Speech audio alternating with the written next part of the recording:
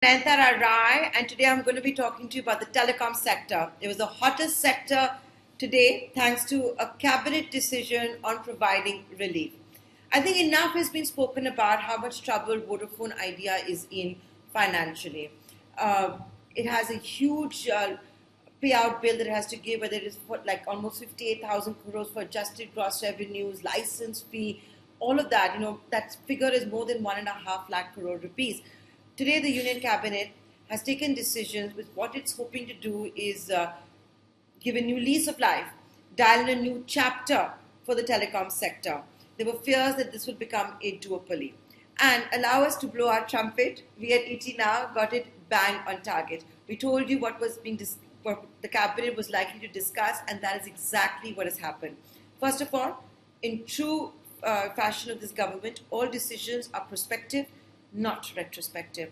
So when it takes these decisions, what is decided is, like we told you, a 4-year moratorium for the telecom companies to pay their dues to the government. This can be spectrum usage charges, these can be adjusted gross revenues, all of that, a 4-year moratorium. However, it would have to be paid in the subsequent 5 years. Remember, the Supreme Court has given a deadline as far as the AGR dues go of 10 years. The government can't tinker with that. So it's a 4-year moratorium. So in a sense, the government has also, kicked the can later for dealing with this problem. It's given Vodafone Idea literally 4 years' time to get its house in order. But what the government's also said is it's going to take structural reforms. The first one is a new definition of adjusted gross revenues. It's going to exclude non-telecom revenues. The minute it does that, the payout bill going forward will be less. The penalties for not paying it, that's going to be dealt with. First of all, the interest on interest currently is compounded monthly. That's why these sums are so vast. The government is changing that to compounding annually. So that's another very important one. So that telecom companies have clarity on how to budget for their year. Spectrum auctions calendar will be provided at the start of the year. Telecom Minister has said it's most likely going to happen in the fourth quarter of a financial year. Markets, of course, thinking that is this a sign of 5G auctions happening in the fourth quarter of this year? But I guess we'll have to watch out for that one. FDI, right now you have 100% FDI, but 49% is through the automatic route. 100% of that is going to be under automatic route. Then lots of outdated rules and laws, custom laws going back to 1953, completely outdated. That's going to be taken care of as well. KYC, whether you're a postpaid moving to prepaid, prepaid to postpaid, porting from one operator to another one. KYC will be digitized. If we're talking about a digital sector, it should certainly be digitized, right?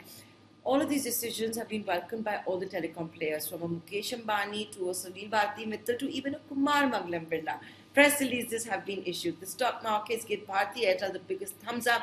That stock broke past 700 rupees a share. It closed at a 52. It hit a 52-week high as well.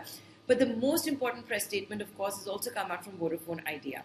It's led by Kumar Mangalam Birla, where he thanks the government for the announcements and how this is going to take forward the digital dream of this country. But you also have Nick Reed, the CEO of Vodafone Group, and I'm going to read his statement out verbatim because this is just so important.